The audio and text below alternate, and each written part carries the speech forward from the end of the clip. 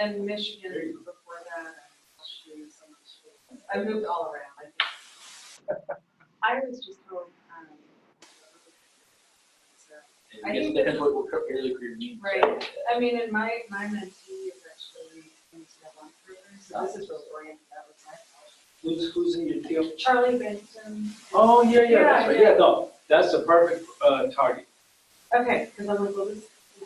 You know, you know what, this side of the table is this exception, but everybody else is Charlie Benson. Well, maybe we can start by going around. Introduce, yeah. Are you going to talk about your amazing achievement that just came out in the? I will talk about it in the context of what a success it is of the institution. Oh, So you're going to brag on yourself? I definitely didn't do that alone. We had a New England Journal of Medicine publication in print, and it had a accompanying editorial from Dr. Francis Collins, which is I think on my stomach system. Most importantly, it's a milestone in fibrosis history, really. And we were really lucky to be a part of that. And the triple therapy? Yeah, yep. So I was co-authored on the manuscript, and it has a lot to do. That was one of the interesting slides that I wanted to bring up. Well, I guess should we for a few minutes after. Let's give it one more minute and we'll just. Oh, that is. So what was the third compound they added? What was that? What was the benefit of that one? Because they had one was a corrector, right? One was a modulator. Well, so they all fall under. Oh, okay. So I guess I can back up. I'm Deacon. Hi, everybody. I'm an assistant professor here at TU and a director for adult pediatric program. And we just kind of jumped into talking about one of the developments in CF this week. So we'll talk about it a little bit at the beginning of my talk. Hi.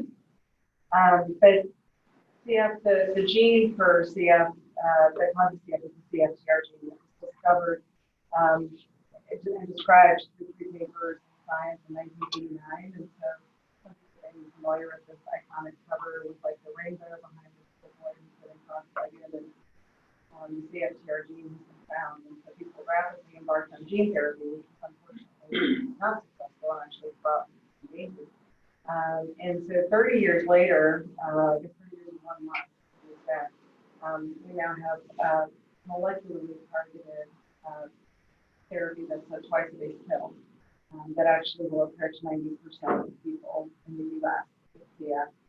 And it's actually shown the best improvement in lung function in recorded medical history.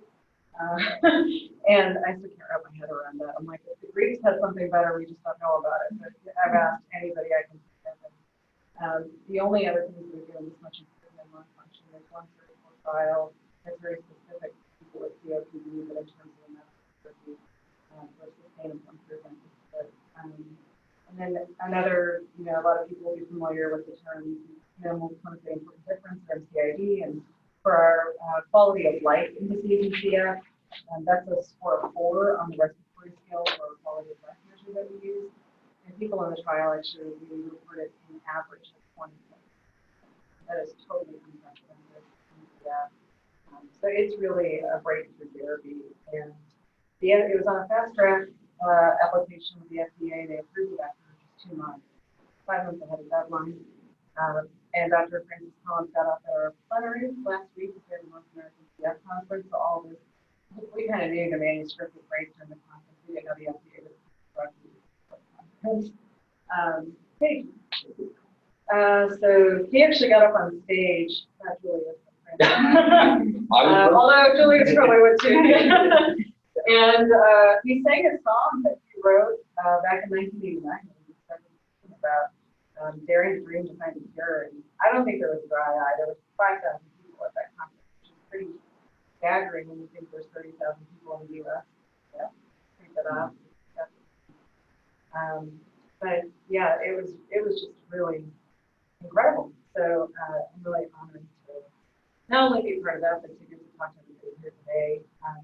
And truthfully, the RI was really amazing. I was given a role as a mentor national PI on the extension of this drug trial. And so we went to the RI and said, we've got to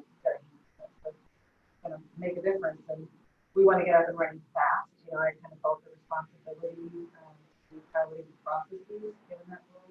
And so we worked together really aggressively, RCF and the RI.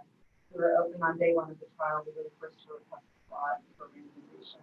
We ended up being global top enroller, and then on top of that, we were and I think that's how we were invited to be co-authors. But it's really cool to see University of Kansas in Czech, because this is the international press. So I was kind of following the story, and it went to the Washington Post, and then it's in Chinese and in Czechoslovakia. That's really I won't send out the Czechoslovakian, but I will send out the awesome article written up in KU, and there's a great video on one of the patients in particular that, I wasn't crying, you were crying. Yeah, it's really, I mean, honestly, it's really like, who is cutting onions right behind you? Yeah. Really good. But it's pretty amazing. I guess I'll just say one last thing, because it's just been so humbling. One of the people who participated in the trial actually came in with an unexpected series of tears, and he said, I will die before you take the credit. And he got really emotional, and he was thanking his primary care doctor. And I just really had to walk it back for a second, because I'm like, you put your body on the line to try this compound out. You're one of 40 people that's going to make this real for 30,000 people. So I guess just to say that what we do is really humbling. And there were people from the company that were in tears last week. One of them said to me that there's a quote from Talmud, he who saves the life of one, saves the life of everyone. And that really just really how courageous all the people that yeah. I'm done. That was nothing to do with the talk, but it's really nice to meet you all. Amy asked if I would just come and talk about early career development, and I think it would really help me to tailor the discussion when we were at processes. And maybe if you just wanted to throw out a question about what you'd love to talk about, actually, not just an introduction, but the this discussion. These slides are really flexible, and I just came to talk about mine. Hi, my name is Shirley Peterson. I'm for sure fan of fellows. I guess I would like to know more about being able to balance clinical responsibilities with research responsibilities and be able to pursue grants and stuff like that. Okay, great. I really don't have a question right now. Okay. I'm Drew Roberts. I'm in population health and pharmacist at Department-Polineni.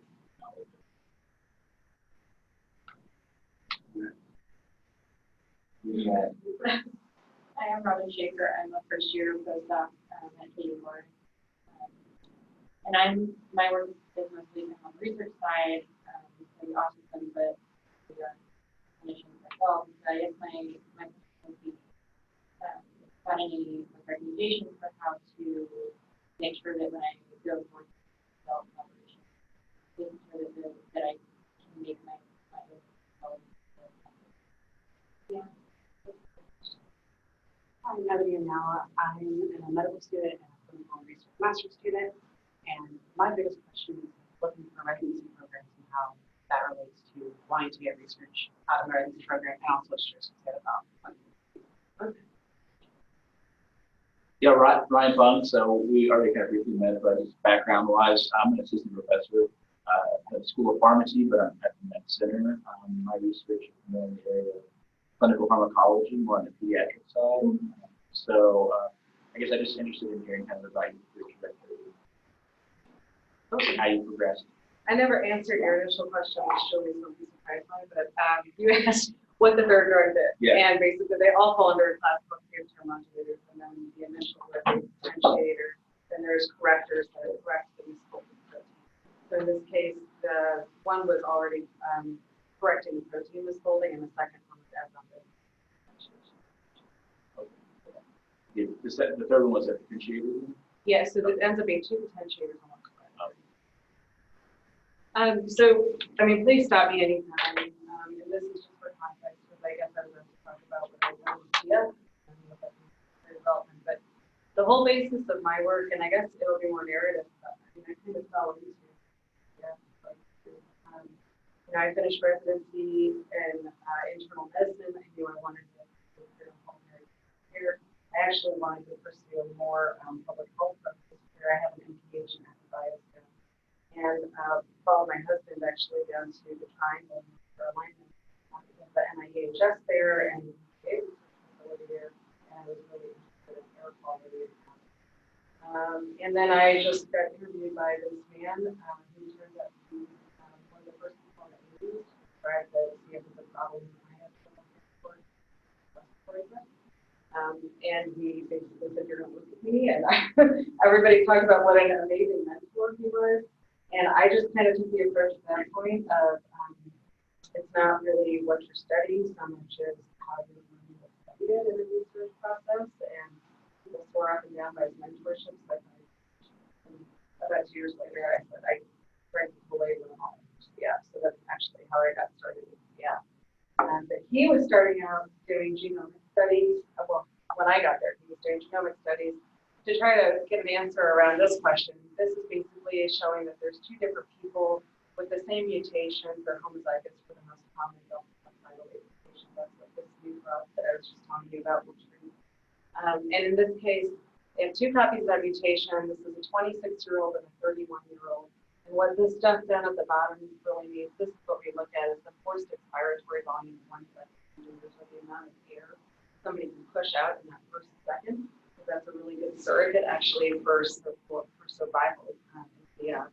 And so what that means here is that this person was able to push out just over 1 liter, where it was predicted that they would be able to do 3.2 bar based on population parameters of what are the reference values in normal healthy individuals with NHANES data. And so that turns out to be 36%. Here's another person who's actually 5 years older. They were able to push out 2.85 liters. They actually are predicted to have a little bit less based on age, race, and height, so probably shorter. And that's, so they're pushing out 90% predicted. So I guess, there's a number of things that could go into influence here. You could talk about access to healthcare, insurance, microorganisms, a variety of things that could be implicated in the differences in their health. But what's really interesting is that these 2 folks were actually siblings. They have a shared environment, which generally not perfect, but tends to be that they're going to have similar microorganisms. They actually have similar insurance. And then the even crazier thing is that unfortunately, this 26-year-old was really struggling in keeping up with all of their treatments, so adherence to therapy study, whereas this person really wasn't doing much treatment at all. In fact, smoking some marijuana. So the bottom line is that what this really tells us is that even though CF is a monogenic disorder, and it's really known by this one gene that was identified in 1989, we know there's other things going on within individuals. We can see cases like this even with CF. So I got into studying modifier genes. And so what I started doing as a fellow in pulmonary medicine was a multi-center study across 4 sites. I was at UNC Chapel Hill, and then we were partnering with Johns Hopkins Western University of Texas. That was already set up in some infrastructure because I mentored the genome studies or genome-wide association studies, getting samples from all those sites. So I started working with folks across this small network and trained them in being able to, in a non-fancy way of saying it, pick people's notes with a small plastic instrument that gets scraped along the inferior turbinate, which collects enough cells for us to get good quality RNA isolates and submit those for RNA sequencing. And so we started looking at basically gene expression signatures that were associated with better or worse CF1. Are there any questions around that? So I actually know Ryan through our Center of Biomedical Research program in the now it's a new Discovery Award that we have here. And so I actually talked about taking those studies, which identify 30 gene networks, a step further, and looking at nasal lavage, isolating what's called extracellular vesicles, which basically communicate between cells and inflammatory signaling and more. From these lavage samples, I looked at microRNA, which can regulate gene expression. So we could identify master regulators of these pathways that we've identified as functions. So we talked about analyzing those sequencing patterns against the same measured longitude severity we previously used and against those mRNA networks that we I'm going to do this pretty quick because I know this wasn't the point, but it was just context for what we've done. That's really how the previous work I had done became poised under a COVID proposal here. But I also, because of that initial work, had developed a small biorepository. So when we were scraping people's noses, we were also spraying saline lavage and banking all of those samples. I was going to say, I happen to know that the person I'm mentoring is not here. So that's never good. You're already dating, Charlie. It's recorded, I'm sorry. Oh, it's definitely recorded. This is excellent. Okay, great. So, I did not know that. Definitely not editing that. So the gene expression pathways were became fodder for downstream studies, as I was just showing in the previous slide. But so did the samples that we've initially collected. So those nasal lavage samples are now part of the study that I'm working on with Charlie, where we're actually looking at metabolomics that I collected back at UNC and a perspective at KU. And we're looking for relationships of key metabolites in this pathway relative to the gene expression we have identified severity again. So you can see that what we're doing is I started with gene expression, we went one step backwards in terms of looking at microRNAs, regulating them, and then we went one step forward, looking downstream. So I guess the moral of the story there is just kind of always thinking about in both directions, going backwards and forwards from the funding to think about next steps for exploration. And then also if you're dealing in studies that involve human participants or not, I guess I just don't have experience about the biobanking of specimens. You're still in your metabolomics, what are you doing that? For the actual assays, that's with collaborator at UNC Chapel Hill. So I'll get into that. We have a mass spec board here also, but I've already run quite a bit of our mass spec with the folks at UNC, and so we've kind of set that up so that we don't. Because we don't really have metabolomics, like. We do. I have not actually worked with the and this is a targeted panel. It's not like Metabolon or one of the really huge ones. But again, we already have an established relationship for some of the quality control and batch effects. So yeah, I guess this goes, the A1 kind of shows one step back, and then this really shows one step further. We talked about the key metabolites in this pathway and looking at a specific target microRNA that's how it might be influenced because the overarching picture that we found is that differences in inflammation really seem to implicate differences in CF1 disease severity for that gene. So I think I'm done with the background CF part and kind of just setting an example of like what I do, how you can kind of go one step backwards, how you can go one step forward. But what I really wanted to talk with you all about today was the request was where I've totally fallen down flat, how I've moved around quite a bit and kind of being agile and taking advantage of those relationships that you build along the way in collaboration. And that was a big for the nature of the task. So, are there any other questions about the app? I'll take them right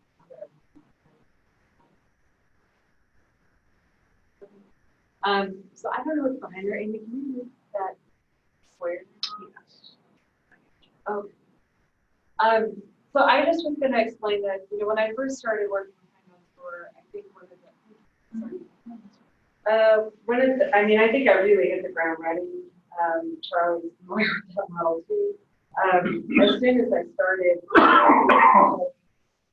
apply for this award with the CF Foundation. And I do want to offer the disclaimer that I feel like the CF Foundation has set such a model of and being able to fund research through it as an organization for federal topic, and yet it's really been able to support funding of research. So I'm in a little bit of a unique circumstance that really depends on your space that you're researching in about how this can apply to you, but I'd be really glad to talk with you about it and share what from other organizations. So as soon as I started working with him, the first thing I did actually within a month was start writing his gene expression that he supported. And so that's the first award that I received with the CFF fellowship. And you can see here exactly what I mean. That's how much of it I have. Shortly after that, the Gilead Scholars Program continues and furthers these spaces now. It started in cardiology, then there was one specifically in pulmonary hypertension. CF was the third one that it rolled out. But this was also a mechanism to support young faculty and postdocs. And so between these two awards, that's really how I got my gene expression study officially done. So this was actually, I think this actually supported close to 90% of my fellowship. So that it was a one-year award and supported me through my final year fellowship, and it allowed me to really focus any elective time that I had to work my research. And then the Gilead Scholars Program was one that I was had a mandate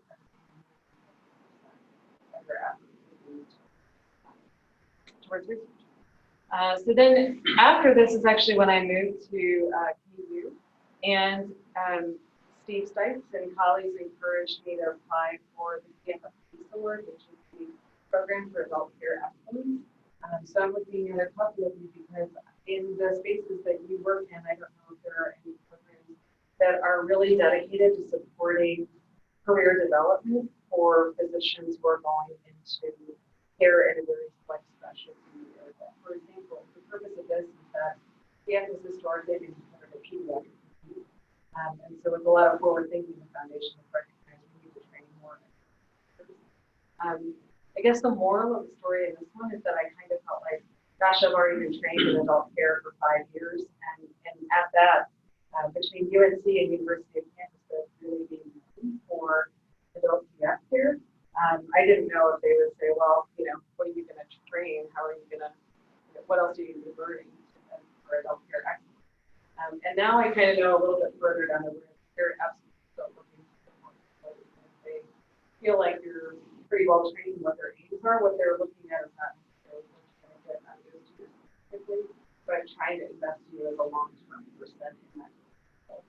So I guess the moral of the story from that one is even if you think that you might be for something, it may be really worthwhile to consider it, especially if you're in a spot looking for how to get funding, because many times those organizations recognize that you're going to be funding for a long haul, and it will bridge you for the change. I hope that helps. So then the next were actually a pilot feasibility award, one from KU actually, so it was with the RI and OSAN, also really helpful. So these three kind of became like seed money starting grants. So there was this award I told you about with CFF that was more clinically focused, but did support time to be really specific in states. And then these two pilot and feasibility awards actually led to the Development project that Charlie and I were. These actually came up next, and so I'll just tell you about these also conceptually. Dr. Stites came to us and said, you know, there's this new network that's developing, and it is going to look at adherence to chronic therapies in CF. It's really difficult as a person with CF to continue taking therapy lifelong when they involve treatment, and typically at least 2 hours a day, if not more. So we just kind of recognize that billions of dollars have been into R&D of drugs, but it's really hard to take them. I don't know about you, but I start thinking of antibiotics that we have better with the cold or actual bronchitis. So we were invited to apply. We became one of 17 sites for the CF Foundation Success there's pros and cons to this part of the story for me. Becoming one of 17 sites around the country is always a really good thing. It gives you a chance to take on leadership and get engaged at national level. For me, that led to being on a steering committee for the CF Foundation and making a lot of connections that have pretty helped their lives. The con is that it actually then ended up creating a completely separate space that I was researching in. So you can see that what I was doing and still do was very translational. But I now am also working on a trial within this consortium. We're leading it, and it's now a $2.2 million trial to look at telecoaching as a behavioral intervention. So the treatment is very, yeah. So it's pretty amazing. It's also been kind of challenging because now you really want to do it. So I could pause there if there's any questions around. There's being agile, and that can lead to some really great opportunities. It can also lead to challenges, and then you can find yourself trying to battle very disparate fields. And I don't know that I have a solution other than that. If anybody else has it, I'm all here. Who are you working with in terms of? So we initially started speaking with Dr. Nelson because of the infrastructure for telehealth and delivery. However, this is because it's being done through the consortium. And some of you who work in the clinical trial space will be familiar with the ideas of a study management core and a data management core. So for this consortium, the study management core is at Austin Children's, the data management core is at Johns Hopkins. My co-PIs at West Virginia University, and the other participating sites are also around the country. So I now have a research assistant here on campus. But a lot of bring up any questions, or is it any of the challenges you face? I guess the point out of all of this is that there are bridging pieces which you frequently will be looking at, like kind of high level words that cross everybody's eyes. And you kind of think, is there anything that I can use as kind of start up before to get the next book? And I would never tell anyone to not consider applying for this. And I guess the other piece is that things that might seem a little bit out of your wheelhouse, but also are still clinically interesting to you, they harmonize with what you're doing in your career, and you can for it, this can turn into really great opportunities. And then again, with the piece support, it's just that there are some tense tracks that are really I guess the last thing on here is also we became recipients of a StatNet award that was also to the foundation and very forward thinking, looking at career development of biostatisticians to improve kind of epidemiological population. Yeah. And so I'm a PI for that. I'm working very closely with the biostatistician. I guess that leaves this one piece out here from the metabolomics related work. We actually also received a phase 1 SBIR, so that's for the industry, looking at how to take a small molecule inhibitor that they were developing. And so we're still working towards that. And then I did get to do the Frontier CTSA training work. And so I was able to take coursework for audit with Dr. Brooks here under Dr. Alex's leadership of that program. I also bombed and failed on a few, the Parker B. Francis Award, the Vertex Research Innovation Award, and the CF Pilot Feasibility Award, like that mindfulness based which but I guess any questions about like different funding opportunities? I guess for your public health funding, did you find it hard to relate like your previous work to that funding, or For the telehealth one? Yeah, that's a really good question because it is a lot about how you demonstrate your competencies. So for me, when it happened, was I arrived and there were a ton of really incredible happening in the US. But at that point, there wasn't anybody that was doing innovation work So I was really invested in finishing what, this is a really great question. I was really invested in finishing what I had started at UNC. When I left Chapel Hill, and moved out here, we had just submitted our samples. So actually, all of the data analysis took place in long distance, and I think that's just the way to go back to it. There's so much that can happen in long distance collaboration. I actually, in my startup package here at KU, negotiated that I would have funding support to travel to UNC twice a year, because I knew that our project was still right at a critical phase where we were going to run all analysis and things for grade. And I had an incredible mentor. So I guess from the very start of this, the point is mentorship is one of the most critical things, which I'm sure you guys have talked about a ton. My mentor was so great that I would actually go back in the first 2 to 3 years, twice a year, but we also had twice a year meetings and the American Thoracic Society. And so what actually happened is I staggered it, so basically every month I would meeting. And then I still carried on and used his lab with them. I just called it. So I would show my slides and we would talk.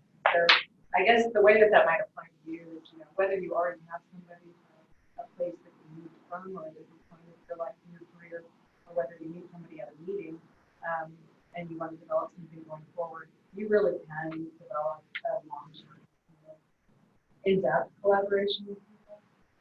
It's, I think, still hard to sell for payload, but I think 5 years ago, think about talking about as a primary. I hope that will continue to change going forward, because I think what you can do. But when I came here, because there wasn't anybody in that space, I just started focusing on more general questions in clinical research that I was doing. And I had a person with CFO I was taking care of who was purpose, and that was her former. So she was actually familiar with basically it was psychiatry and by not taking her income. So I just started working with one of our funders and we started kind of putting out a survey of people's body image perceptions and then their insulin adherence, and trends in males and females, and also by age, and found this kind of predisposition towards young females having worse body image distortion. So when this call came out, it was kind of, do you guys do anything around medication adherence? And what's the setup of your infrastructure overall to be able to look at this? So we spent quite a bit of time talking about what development developed, talked about the study that we were working on in insulin, and then just the investment of our care team overall, the number of patients we have, what we do behind the scenes. And that's what positioned us to become a site network. It's been really great. We've also gotten an award to have a psychologist join us. She's been great. So now being able to and work more on collaboration. Yeah. I think it's grantsmanship. I think is really cautious because it's a lot about selling, but then obviously you don't want to sell what you don't have and then be saddled with the word that you can't execute. But I think it's really about when you were talking about mentor, it's clear that your first mentor was an expert in his field, well known. When you're looking for a mentor, should that be the first thing how do you balance, you want to work with someone you have a good relationship, obviously, when you're looking for a mentor, is that the first thing that comes to mind, with someone that's established in their field and has a great reputation? How does that work? I'm looking over there nervously because I'm sure Charlie's like, she's not as established in her field. Now you are reading about journals and whatnot. I don't know. I think, I personally think it's really about how. I mean, the same way, this is a personal opinion, I think the same way that for me, I really thought that I wanted to focus on air quality and asthma. But then my entire career went this way because I just, became inspired by someone who was a phenomenal mentor they're meant to be. Always introducing new people, always making sure that we were networking, making connections around the country. To tap on people at other centers and say, hey, I want to work with you on this, or I heard that you know, working on this project. I think that was one of the things, I mean, things I think that made him a great mentor included rigor and demonstrating that, but very much also promoting you know, like really flooding your presence and really helping you launch your career. I think in a field that I don't think I realized, but I see how much that is. So I guess to me, I think you can be working with somebody who's brilliant in their field, but if they're not invested in working on it, I personally just don't know how invested relationships are that way. And to me, I would much rather work with somebody who is, what that means, in the field that has a track record.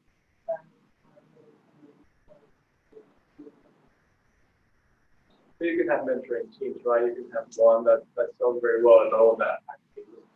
Yeah. So I'll talk about that in a second. Thank you.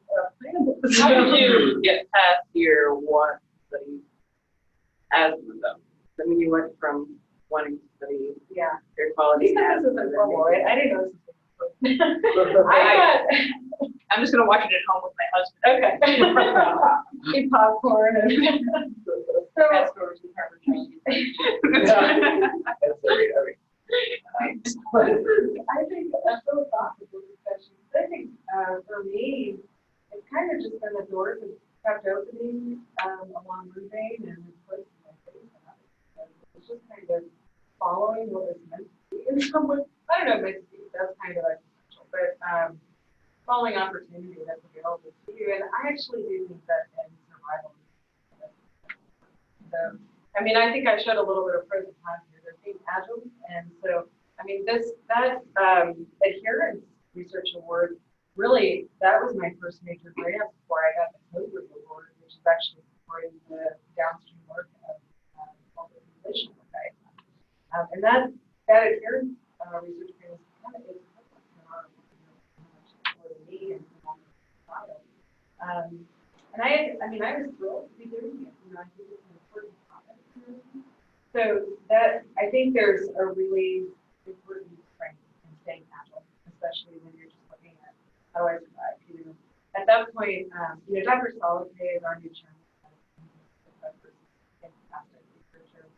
He's really, it's been a paradigm shift to do the work I was doing in the context of and he only came here a year ago. So for 4 years, I was trying to figure out, okay, how exactly do I work on these things? So being agile and working on the security. I'll be back here on. Did that answer your question? Okay. So I guess this is really just about thinking through different types of opportunities. I guess the one thing to notice is I like you also are like really, that's not normal, and your first reaction is really painful, and so don't let that be hard to do. There is life. So I guess you know I just wanted to talk about you know I think the question. Congratulations to all of you that are so wonderful. And then I feel like as soon as you get a grant, it's about 48 hours. The next thing my mind is that's great coming from. So I just wanted to tell you for a second that there's a number of delivery mechanisms on our campus, which is something to be really proud of as an institution. And the purpose of the COBRI, if you kind of look this up on the NIH website, is to strengthen the institution's biomedical research infrastructure, and it's really creating thematic multidisciplinary collaborations to enhance the ability of investigators to compete independently. I kind of call it like a sweet spot between an A award and an R01. And then the funding overall is $1.5 million a year in direct costs that they can actually and then it's supposed to support a series of up to 5 projects led by junior investigators right now for the campus that establishment of core facilities to enhance research in the focus area, mentoring program for junior investigators, and it includes an administrative component of that's just when you hear about what co-briefs are. If you want to learn about them further, it's a 20. But those are some of the key pieces. So I got the co-brief. I found out last February. I was actually super excited. And then within about 2 days or less, actually, I was like, oh, and so the goal of this is to put this on one side. So that was pretty quick. So I guess I just wanted to take a second to pause and really ask you, in your field, are there, I know that in respiratory disease, there's also Fabry, which is light attendant disease, and that was really developed for tobacco-related ones. I work in CF, but that was because of light attendants being exposed to so much tobacco. So this is, for people like me, there's things to think about, like family. There's the American Lung Association, the American Thoracic Society, CHEST is another organization. I just thought I'd stop and encourage you to maybe volunteer around if you would. Are there organizations that relate directly to the work that you're working on that you can? What are they for you? Well, that's our association. Yeah. Yeah. I once had a friend who's been really successful in navigating funding, doing everything to like that. And she was like, I would never not consider applying to the cancer funding agency given the broad funding available to them. And she was basically like, I don't know what you're working on, really get it back so that it can be relevant in the day-to-day science. Okay, and the work. That was sad. Ovarian Cancer Research Alliance. Well, then you can cancer. American Cancer Society. These are the things that I have on my list for the next 5 years. American Society of Clinical Oncology. Johnson Foundation for. Yeah. Is there a database that we, or I mean not database, but is there a spreadsheet? So anybody that I end up mentoring, I passed along the spreadsheet that's pretty comprehensive about you. Is there anything like that? No, but the NIH website is something pretty helpful that we could probably adapt to. That's actually probably a really good idea. Spreadsheet available for them based on what their interests are. And we've just tried to maintain it where it does talk about citizenship status so that you kind of know immediately what you can apply for, but then not really trying to keep it updated with deadlines and things like that. So that you can know and see the current information. Yeah, no, that's actually really helpful. There used to be a website, I think it was the Community Science or something like that, information you could notice right out. That would be really helpful. Yeah. Accurate, like. I have to look, it's been a while since I've used it. I think build your own profile. But yeah, even just having, a list of 5 or so links or agencies that you should be targeting would probably be. I guess the other thing I would say is I don't know if there's a central way, but I'm sure that the RI and Frontiers must have a way to look at all the different delivery mechanisms that are available on the campus. Just because I would say where each of you are in the TL1, that could very much. Only one category. Sorry. The KIPM? I think it's the one code. Oh, there's definitely one through anatomy and cell biology. Here? Yeah. Oh, really? Okay. I thought someone told me this was the only one. There used to be a liver on here. They have up to 3 on a campus at a time. And Katie Lawrence has 1, if not 2 there right now. I think they have 2 there. Okay, I could be wrong. I think this is the second. Then I think somebody wants to contact. Oh, really? Okay. So I guess these are changing. I mean, I knew that. There is emphasis. Yeah, Dale on Abrams these. had one for a long time. And then I knew the Liver Center had one that didn't have things that was done. There's a different one that's being applied for. It's seen as more in, and in development. But anyway, these are really, I think, they've been an incredible thing.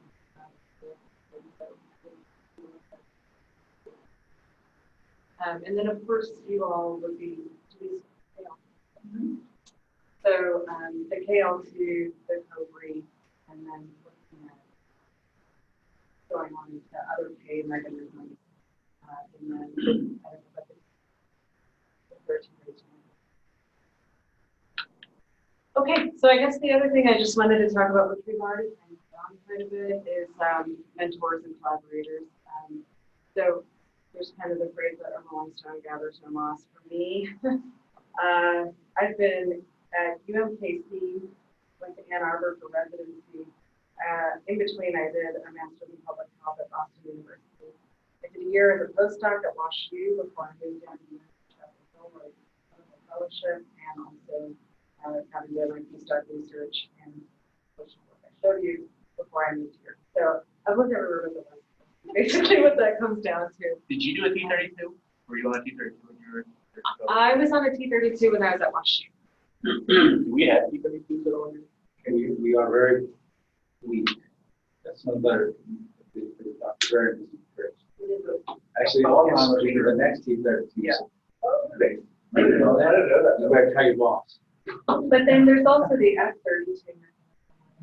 The funding line on that is so, you know, you should consider it relevant. I found it really helpful to just kind of and then for us, the American Thoracic Society actually had a page of all of this. So I would encourage you to check your professional society have a page or page for fellows, because oftentimes they actually have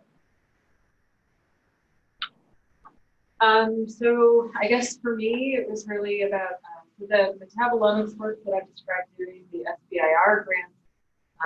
All of this has involved people at other institutions as well. So this is Chuck Esther. He runs the mass spec facility at USC Chapel Hill, and that's working on metabolomics assays with Dr. Mike Knowles and Dr. Wanda Neal both working, and Tracy Bonfield has been a collaborator who does work in CFT or knockout mice at Western Reserve University.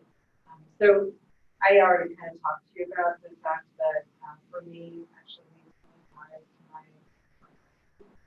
proved to be really helpful and useful, both in, you know, advancement of the project and completion of it really, plus my projects, but also in career advice.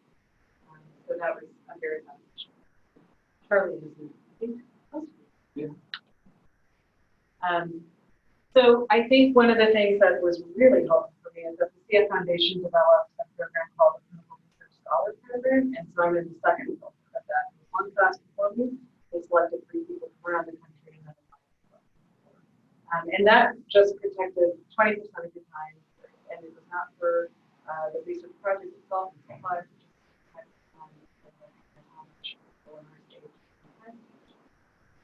and so when I was still applying for that, that was again before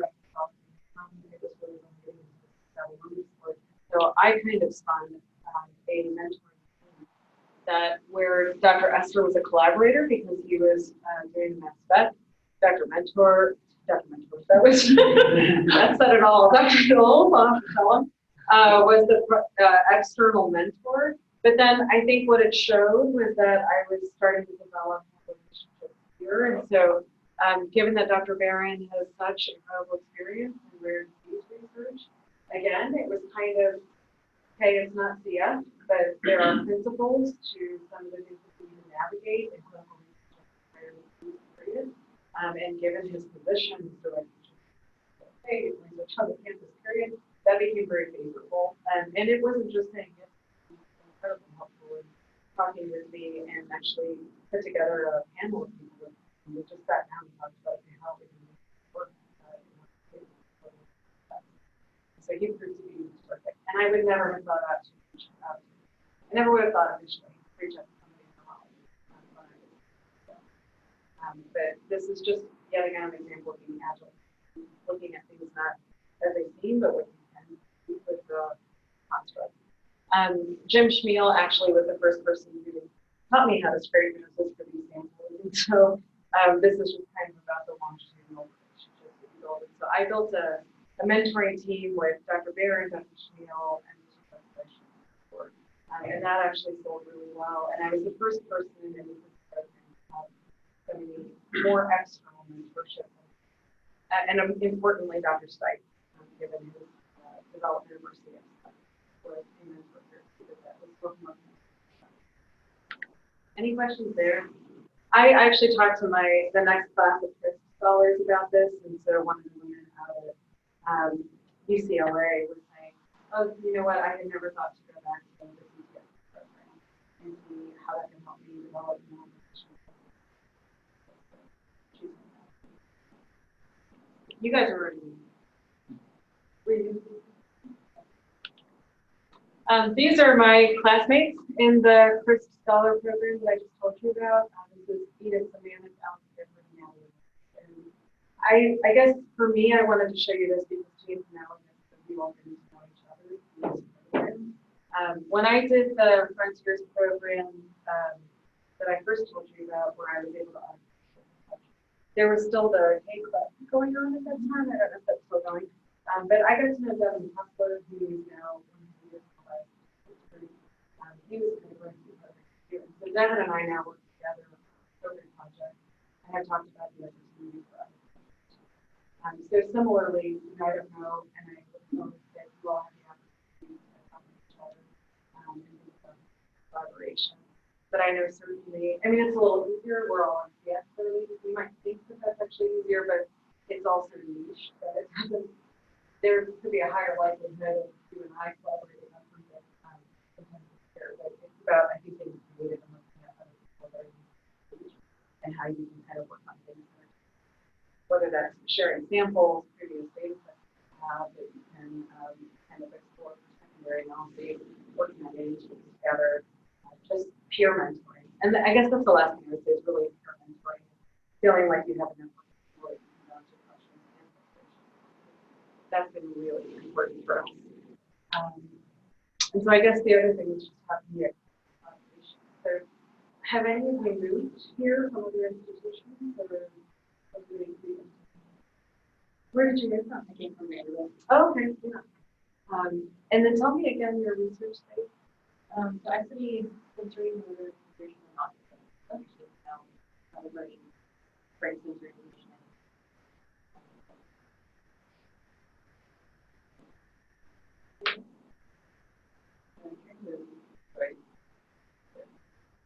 And do you guys stay in touch with any of the folks that you guys started with? Yes, but none of our research. Okay. Maybe I hope after this talk you would think about if there's any resources there. Yeah, I guess that was it. I guess that's the questions. But the end of it was, I think a lot of this for me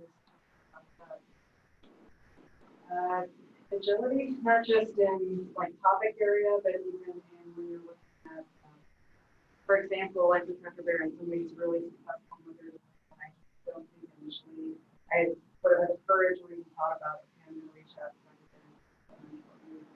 him.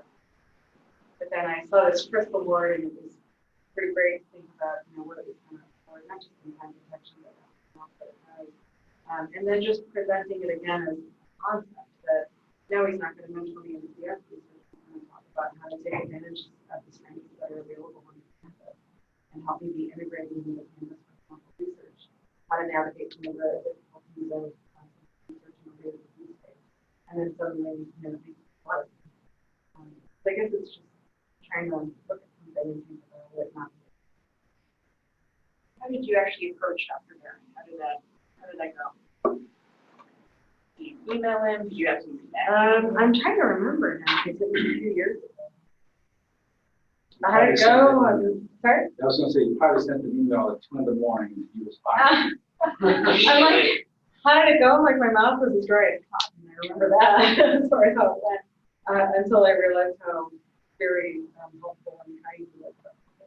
I think, well, I believe that we met when I interviewed, and so that became kind of the first awareness of some overlap. He actually knew my former mentor, the Rare Disease Network for NIH. I think I might have just reached out and said, I'm thinking of applying for this award. And would you consider being part of the mentoring that what it means? And I think that, generally speaking, there's so much dedication. I feel that most people are just so willing, and when you're reaching out from your position, say, this is what I want in life. I think it's, especially if you're kind of being really bullet pointed about, and this is what I would need to do in terms of being, and you're also showing that you're going to go. I will set up, quarterly meetings. What I did that before we were out. I will come and look at the I will submit,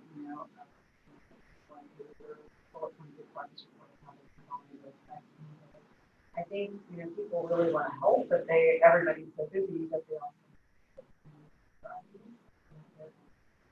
helping them vote and helping them do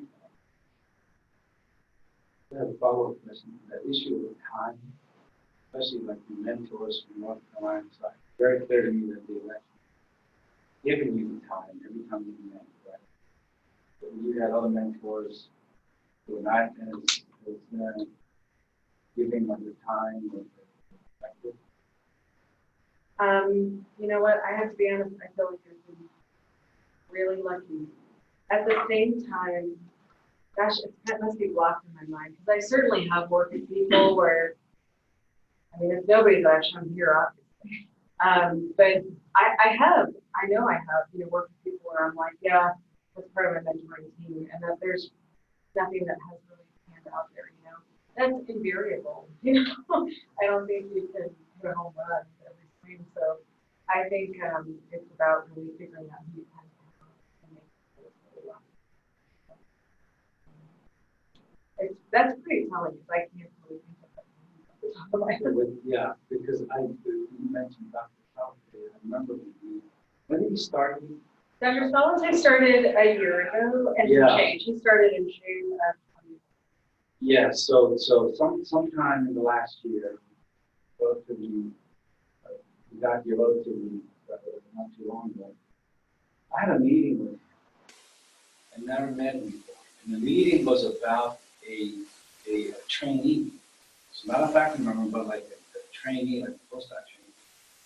I was shocked that he literally spent 5 hours with us in this room with just 2 other people. Mm-hmm. And the whole focus was a postdoc. And I was shocked at the department chair. I thought that's very rare at this institution that the department chair would spend 5 hours investing in the research and success of the postdoc.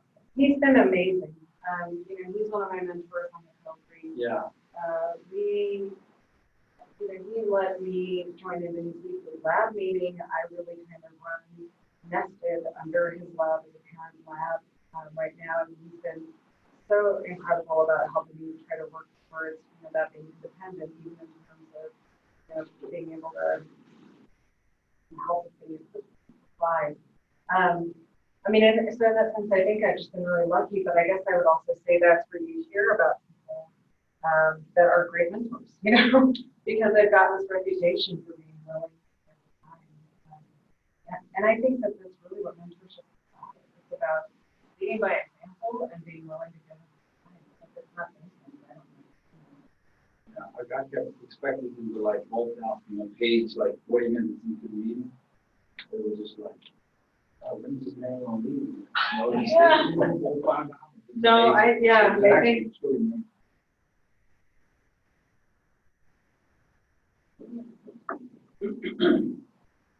How much of a green was I? Green. Thank you. Thank you. You're welcome. I hope this was helpful. It was. Stay agile. I need to add that to your closing slide. Stay agile. Stay agile, stay creative. Yeah, I know. I don't think stay creative. And don't ask Charlie what he really did. We'll wait till you leave. Thank you so much.